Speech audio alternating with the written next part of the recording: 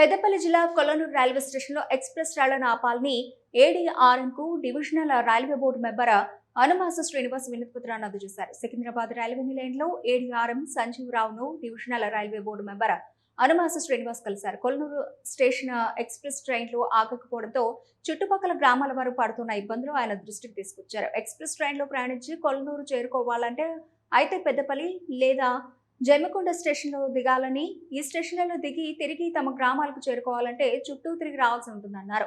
అలాగే కొల్లనూరు స్టేషన్లో పలు ఎక్స్ప్రెస్ ట్రైన్లను ఆపడంతో పాటు ప్రయాణికులకు కనీస సౌకర్యాలు కల్పించాలంటూ విజ్ఞప్తి చేశారు. దీంతో పెద్దపల్లి అసెంబ్లీ నియోజకవర్గంలోని 4 మండలాల ప్రజలకు రైలు ప్రయాణం మరింత సులభంగా మారుతుందన్నారు. కొల్లనూరు రైల్వే స్టేషన్లో ప్రయాణికుల సదుపాయం కొరకు ఏడీఆర్ఎం గారిని కలవడం జరిగినది.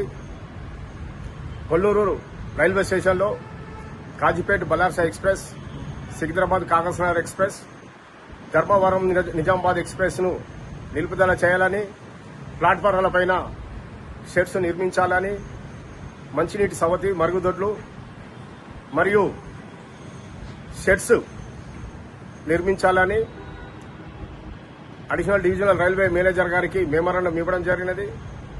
వారు స్పందించి ఆ యొక్క రైల్వే స్టేషన్లో సదుపాయాల కొరకు కృషి చేస్తానని వారు తెలియపరిచినారు. వారికి మా యొక్క ధన్యవాదములు. అంతేకాకుండా ఎంపీ శ్రీ గడ్డ వంశీకృష్ణ గారికి మెమోరాండం ఇవ్వడం జరిగినది. వారు కూడా స్పందించి ఉన్నత రైల్వే అధికారులతో మాట్లాడి ఆ యొక్క రైల్వే స్టేషన్లో సదుపాయాల కొరకు కృషి చేస్తానని వారు తెలియపరిచినారు.